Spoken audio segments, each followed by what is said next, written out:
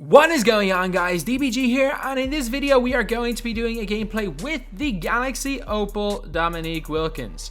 So Dominique's Opal was a card that everyone kind of knew was going to be coming out at some stage. It's one of the last few Opals that everyone thought is a guarantee. I'm trying to think of who else there should be definitely an Opal for. Like, we've gotten Scotty. We have to assume that Dwayne Wade is going to be released as the Player of the Month award next month, which, to be honest, it's 2 days away. I could definitely be wrong with this, and I probably will be wrong. But we could still definitely see a Dwayne Wade card then. If not, we could end up seeing someone like a Ray Allen, who could end up having a Opal that could still get a little bit of hype. So I wouldn't be that surprised if I do see that card. Pete Maravich maybe. But yeah, there are so many, especially. But you just never even know, because we obviously saw that we got a Zadrunas Lagauskas, who was an okay player, but a two-time All-Star as an Opal. But yeah, again, I've spent a minute just rambling inside this video. The team we're running with is Simmons the 1, Nick at the 2, Paul George the 3, Hakeem at the 4, and Yao at the 5. Off the bench, we have got Giannis, Kirilenko, Bob Pettit, Kareem, and Shaquille O'Neal. So a very OP lineup. And again, this isn't my account, so I can't really afford to lose. So again, a big thank you to that Rabs kid on Twitter for letting me use his account. Again, I will have all three of these cards on my actual account, but the thing is that I have to kind of wait 4 hours on PC, and it's easier to record all three of these games in one sitting. Well, obviously I recorded the Giannis one and posted the video first, and then the last two games are in this one sitting. So Neek 99.98. He has got 18 Hall of Fame badges, 1-man fast break corner specialist, mid-range Deadeye, chase centers, pickpocket, pick dodger, defense stopper, difficult shots, lob city passer, target scorer, catch and shoot, pick and roll maestro, break starter, lob city finisher, posterizer, balance finisher, acrobat, and putback king. He has got 8 gold badges, including limitless range. Unfortunately, no Hall of Fame limitless range, which again, like at this stage in the game, is kind of needed for elite players. And it's just because there are so many, like, the cards that don't have Hall of Fame limitless range in this lineup are the 2 demigods of point guard. Like, that's literally it. Or they're giants. That's it. Like, the only usable, well, cards that you see people using without limitless range are demigods. And I doubt Dominique is a demigod, to be honest, especially since he's got 98 defensive overall. Good post fadeaway, good driving layup, good enough shot mid, good enough shot 3. He's got a 99 driving and standing dunk, which is good. Great ball control, great passing stats, really good steal and shot contest, okay rebounding, super quick. Good lateral quickness as well. On-ball defensive IQ is not good of 84, but again, that is not the most relevant stat in the world. Honestly, this guy doesn't have him. Dr. J is probably a better card. I'm not gonna lie. Dr. J is probably better. He reminds me a lot of the free George Gervin and free Rudy Gay that we've gotten. Obviously, plus 29 standing dunk and better passing, but Gervin's better at a lot of things as well. Gervin probably has a better release. And then Rudy Gay as well. You can argue that he's even better than Gervin. You can definitely argue that Rudy Gay is a better card, isn't it?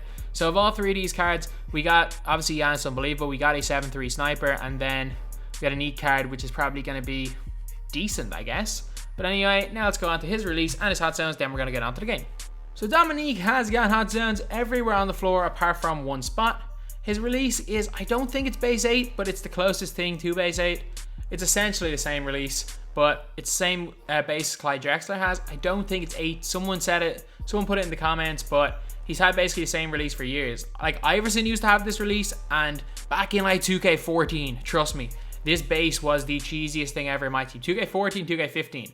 When they gave that free Sapphire Dominique out, and everyone was running with that card, people didn't even realize how good this release was until they suddenly gave Dominique a 3-pointer, and it was just GG. Doesn't seem like, obviously Dominique is one of the best dunk animations in the game. Always has, always will. I want to see, does he have the kind of momentum behind the back move? Yeah. So he still should be okay dribble wise for me anyway, because I only know the most basic dribbling moves. I can cross over and I can go behind the back. That's about it. But yeah, should be quite a nice shooter. And obviously going to the basket, everyone's gonna, if I do start shooting with him, all I'm gonna hear in the comments is, he's supposed to go to the basket, he's supposed to go to the basket. In this game, with all the giants, it is nearly impossible to go to the basket with anybody. And every card in this game can go to the basket, they can shoot, they can do everything. So now let's test out the laner. Ooh, that could be interesting. See, that way. That is not too difficult to time, but gets no separation. Gets a bit there. That is not bad by looks of it, so I might shoot a couple of them in this game. But yeah, so anyway, now it's just Screamo 3. And now let's get on to the game. Okay, so we're playing against not a bad team. Like, not a great team at this stage of the game, but this is not a bad team at all. Westbrook is probably his weak link, definitely. Least of all his players, T-Mac is probably the worst defender. Okay, 94 rate fadeaway. That's a tough shot, and it's off. Let's attack him. Okay, we got space on that one. Did we? Yeah, let's go, Dominique.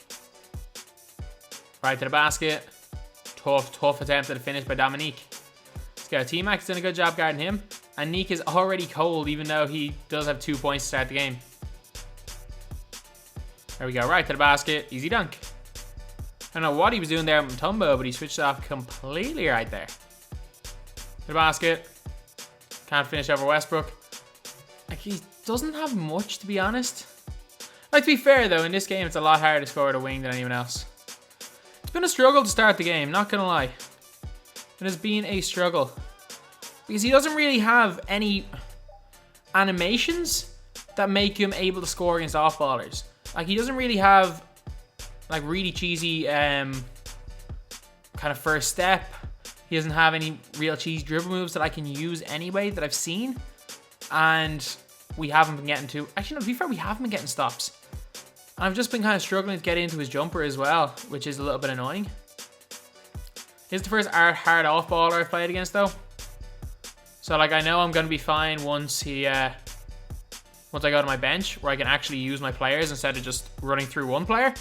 Because, as I always say, like, there's nothing wrong with off-balling, but it's frustrating if you're trying to do a gameplay video, because it is literally impossible to do anything if someone's hard off-balling you. Okay. Like, if we end up only scoring 9 points in a quarter, that is terrible. I should go in from Shaq. There we go. Good steal. Come on. Like, every break has gone his way. But again, 99% of the time it evens out, though. Like, if they're getting all the breaks in the first half, we'll get them in the second half. Except for that one game yesterday where from start to finish, my guy got every break. Or my opponent got every break. In that big 3 video yesterday, which was just ridiculous, like. Got him. Decent shot there by Dominique. Hits it. Fine. That's got to go in. There we go. Alright, so we're back to 1. I'm going to fold, like, the fact he hasn't played 1 second of on-ball defense means I have no problem with full court press in the whole second half. So, like, I'm going to win this game, and I'm going to score a lot more than 25 points in the second half. The basket, and 1 Dominique. There we go. We make this a run and gun game. Dominique might actually be quite effective. We let this be a slowdown game with his animations. He doesn't bring much to a half-court offense, but we speed this up, we got a chance. It's fine. That's fine. That's pink diamond Anthony Davis. Certain shots you got to give up with certain players, and that's definitely one I'm giving up with him. That is not a great shot, but it goes in anyway from Neek. There we go. As soon as we started opening this game up, we made it play a bit faster, and Neek suddenly looks like he's in his elements. Double that, double that. It's fine. Neek on the break. Attack middle. Right to the basket. Ooh, nearly an and 1 again. There we go. This is a much, much better second half. As soon as we picked up the tempo of this game, as soon as we started playing it fast, Dominique suddenly started being in control. I don't know what the hell that was, but it went in. I have no idea what I was doing there. But if it works, it works. 2 points is 2 points.